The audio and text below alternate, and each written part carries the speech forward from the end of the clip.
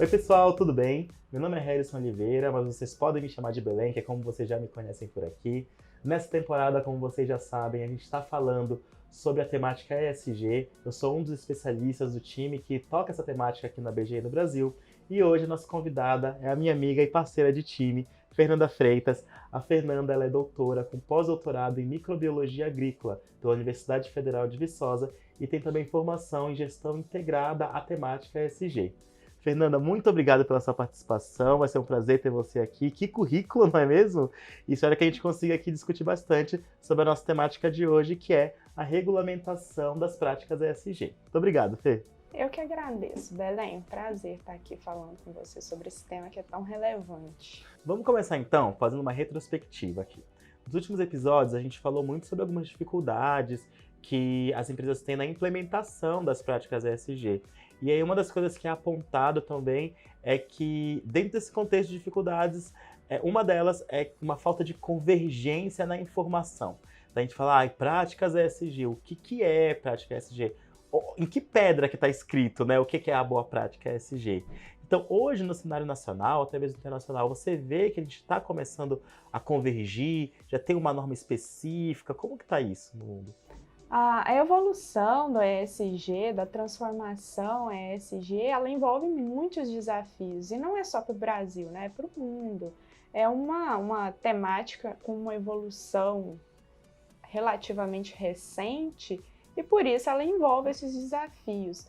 Mas eu acredito que, principalmente com o cenário da pandemia, da Covid-19, ficou cada vez mais evidente a necessidade que as empresas têm de mapear os riscos associados a possíveis eventos climáticos, possíveis eventos ambientais, não só mapear, mas como também estabelecer estratégias para mitigar, para reduzir, para prevenir os potenciais impactos que esses riscos apresentam para os negócios.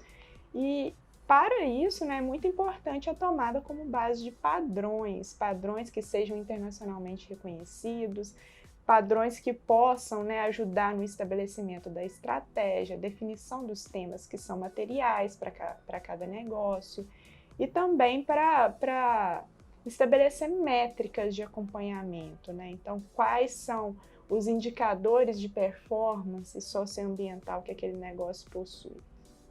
E para isso, né, nesse cenário, entra a importância das regulamentações. Então, assim, a gente pode dizer que hoje não existe um regramento que seja universal, até porque cada jurisdição ela vai adotar padrões ou regramentos que vão estar em linha com os acordos que cada nação está alinhada ou não, né? Cada país vai ter uma demanda diferente.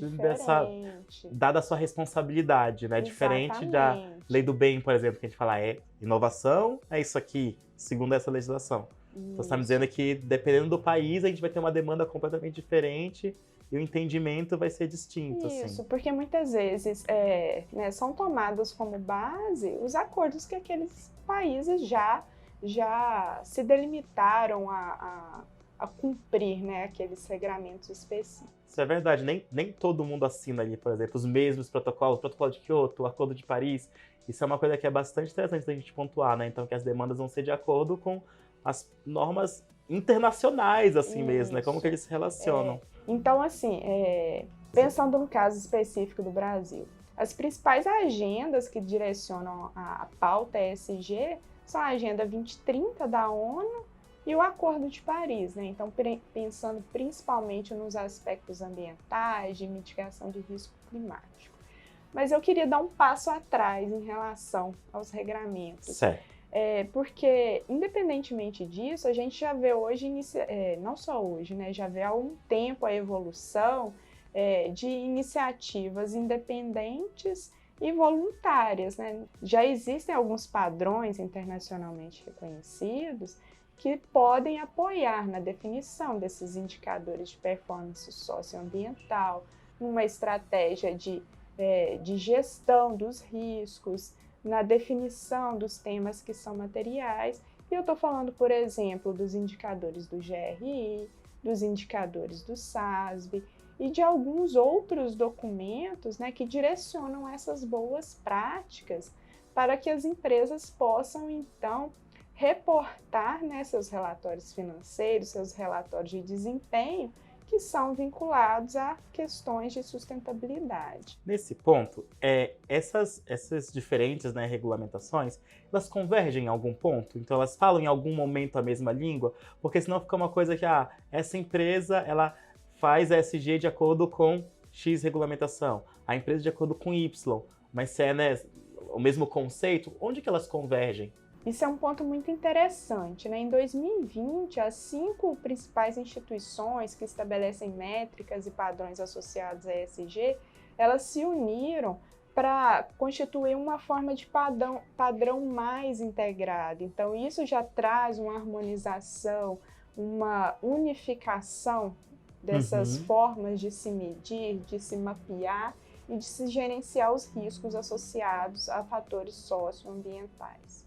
Então, nesse mesmo sentido, né, a gente tem visto, né, essa convergência de ações para tornar cada vez mais as formas de se medir, de se mapear e de se gerenciar os riscos mais uniformes, o que também estabelece métricas mais comparáveis, né, entre diferentes países, já que cada um então tem estabelecido seus regramentos específicos, de forma que possa, então, ter maior unificação e integração desses padrões. Então, agora, passando um pouco mais, né, de iniciativas voluntárias para os regramentos que os países, nações já têm estabelecido para estabelecer padrões, né, nos relatos, na comunicação, na divulgação de dados financeiros associados à ESG, a gente já tem alguns países mais maduros nessa discussão, enquanto outros vêm caminhando a passos mais lentos. Nesse contexto, desculpa te interromper, a gente já discutiu nos outros episódios aqui que países da Europa eles podem talvez estar um pouco mais avançados, até por conta da maior responsabilidade histórica no nosso desastre ambiental que a gente tem visto nos últimos anos, né? Então, países como o Brasil talvez venham mais atrasados nesse sistema porque não tiveram tanta contribuição, por exemplo, como na Revolução Industrial ali, e outros países começam essa contribuição muito antes, começam a assumir essa responsabilidade por uma responsabilidade histórica mesmo, né? É esse movimento que você vê, assim, da Europa sair na frente por conta dessa responsabilidade, enquanto outros países que não tiveram tanta responsabilidade, países na África, países na América Latina, eles vêm um pouco atrás dessa temática por conta dessa demanda ser um pouco menor, essa demanda de responsabilidade ambiental? Eu penso que não só responsabilidade, mas envolve questões de maturidade no entorno das discussões, convergência no entorno dos temas e até mesmo priorização, termos de prioridade que são colocados de forma diferente para cada uma das nações. Então, eu acho que a COP26 ela veio para reacender essas demandas. Então, como que cada nação está caminhando em relação às suas metas de mitigação de impactos ambientais, impactos climáticos? E aí, pensando nisso, né, em 2021, a União Europeia já divulgou, né, suas diretrizes para divulgações de finanças sustentáveis. Então, isso é muito importante no sentido de determinar qual que vai ser o fluxo dos recursos perante a transformação ESG, né? Então, somente aquelas entidades, né, que estão realmente preocupadas com as questões ESG vão estar ali envolvidas de fato, né, no aporte de recursos e tudo mais.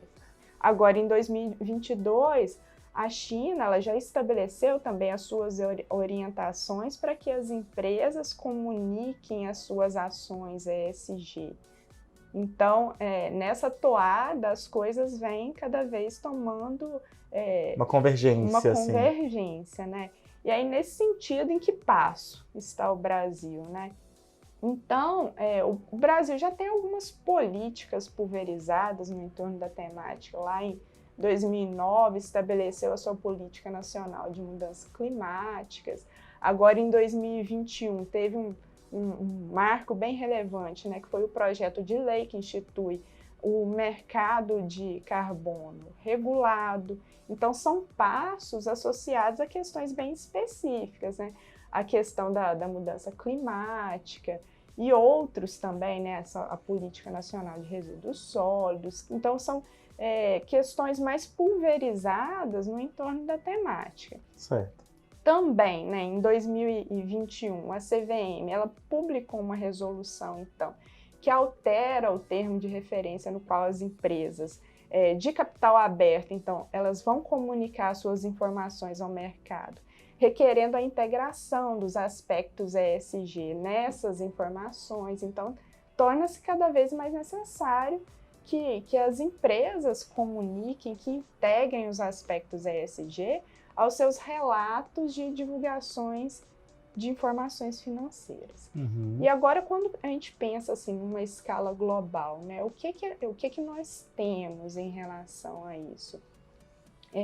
Lá na COP26, no final do ano de 2021, né, que foi em outubro de 2021, a IFRS Foundation ela estabeleceu um corpo de especialistas, né, em padrões de sustentabilidade, e a partir daí, então, iniciou-se essa discussão da necessidade de estabelecimento de regramentos específicos para a divulgação de informações financeiras relacionadas à sustentabilidade que pudesse ser adotada globalmente. Então, isso vai facilitar uma maior convergência das informações, a maior comparabilidade das informações, o estabelecimento de padrões que, então, sejam internacionalmente reconhecíveis e aplicáveis. Esse parâmetro que você falou da comparabilidade ele é muito relevante, né? Porque se a gente for pensar que o conceito de ESG ele surgiu ali, né, teoricamente, para o mercado financeiro, para os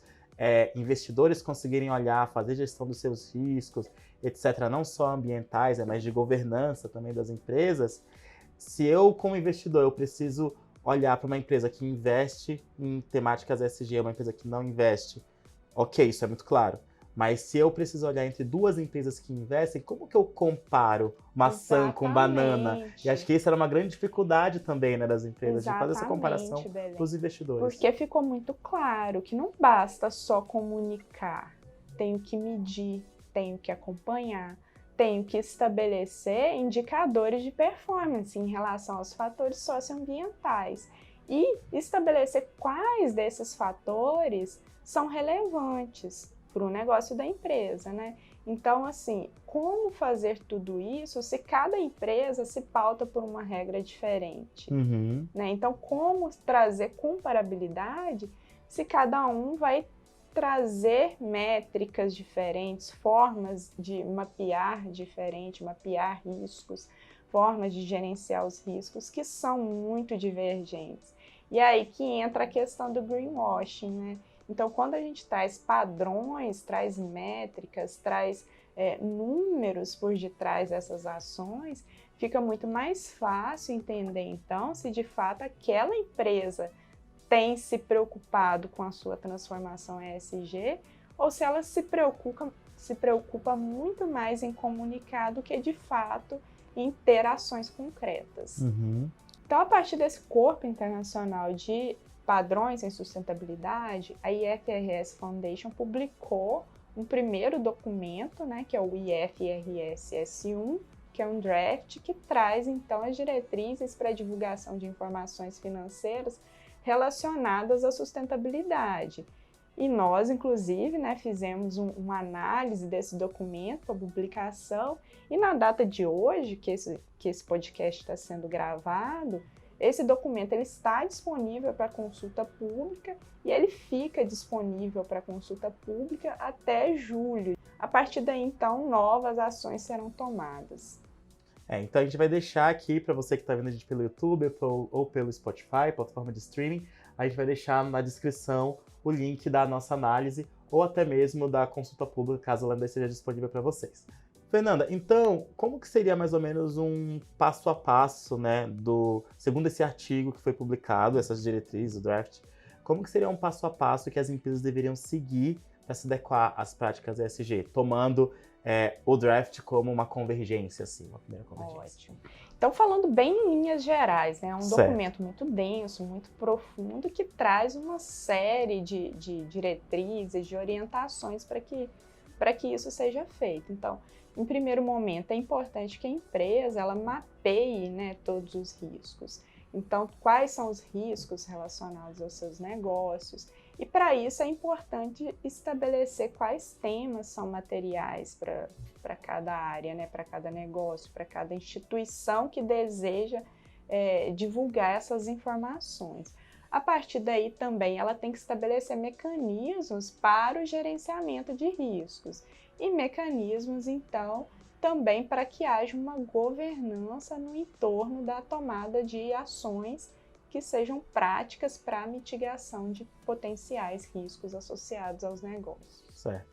E acho que um ponto muito interessante também que você falou é que tudo isso também precisa estar associado à metrificação, né? Para a gente evitar o que você falou do conceito do greenwashing, né? A gente vê muito esse movimento do marketing, inclusive eu percebo pela minha experiência que pelas grandes lideranças das empresas ocorre uma resistência na implementação das práticas por achar que elas são irrelevantes, principalmente porque elas podem ser simplesmente ações de marketing, vamos aqui fazer qualquer coisa. E é justamente a metrificação que vai impedir que esse greenwashing aconteça, né? Então, fazer tudo isso, porém, nós precisamos ter métricas claras e comparáveis, né? Bem estabelecidas. Por meio de metodologias muito sólidas. E olha, Belém, isso é uma questão muito importante, sabe? ESG, ele não surge na temática somente de cultura institucional, de ações que são relacionadas a uma cultura de sustentabilidade ambiental, social e de governança. Ela vem muito mais no entorno da mitigação do risco que está associado ao negócio. Então é importante, né, que a empresa ela compreenda que a não mitigação dos potenciais riscos ambientais, sociais e de governança ao qual elas estão expostas, pode causar potenciais danos financeiros futuros. E hoje as instituições financeiras, o mercado já avalia tudo isso antes de investir numa instituição. Porque caso uma empresa não possua ação concreta para mitigar os potenciais riscos em relação àquilo que é material para a empresa, ela corre risco financeiro. Sim. Então, é nesse sentido que tudo isso é importante. Então, muito mais do que ações para que se possa comunicar, para que se possa apresentar de uma forma que seja visualmente agradável, bem aceita, ela tem que, de fato, mapear esses riscos, estabelecer formas de mitigar, formas de agir para que isso não traga impacto para a empresa. E enxergar também nas questões sociais, ambientais e de governança, as oportunidades. Sim. Então, quais são as oportunidades em que ela pode sair na frente com pesquisa, com inovação. Exatamente. Sim, tipo, nós já discutimos isso, né, nos últimos episódios também. Um ponto que a gente vem falando muito aqui nessa temporada é que essas empresas que não estão atentas à prática ESG, elas podem vir a não existir daqui a poucos anos, principalmente por conta do isolamento delas mesmas no mercado. Porque se você tem uma empresa que tem as práticas ESG como norte para mitigação de riscos, você dificilmente vai querer um stakeholder, um fornecedor que está ali, que não siga essas práticas. Porque aí vamos supor, se eu for essa empresa, eu passo a oferecer riscos para a sua. Então, a gente vê que vai se fechando esse cerco, né? Exatamente. Porque ninguém quer uma empresa. Se eu estou cuidando dos meus riscos, eu não quero que outro stakeholder que não cuida dos próprios riscos venha impactar na minha empresa. Exatamente. Então essas empresas têm grande risco de ficar isoladas, né? Exatamente. Tudo isso faz parte, né, dos riscos mapeados, das estratégias que ela vai tomar para mitigar os potenciais riscos. Beleza, então, Fê. Então, para a gente finalizar, queria que você deixasse aquelas sugestões de materiais para o pessoal poder se atualizar, onde que você busca a sua informação, links confiáveis, para a gente conseguir cada vez mais se inteirar nesse ponto, já que isso vai dar muito pano para manga ainda nesse ano.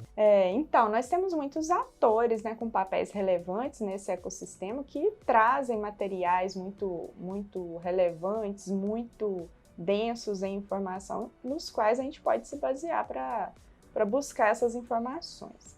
Então, um deles é o CBEDS, né, que está atuando principalmente em relação aos mercados de carbono. Então, informações sobre os mercados de carbono, regulamentação do mercado de carbono no Brasil, nós encontramos no site do CBEDS as publicações sobre o tema, além de outras publicações associadas à temática ESG. O Instituto Capitalismo Consciente no Brasil também traz muito sobre a temática, né, do capitalismo de stakeholders.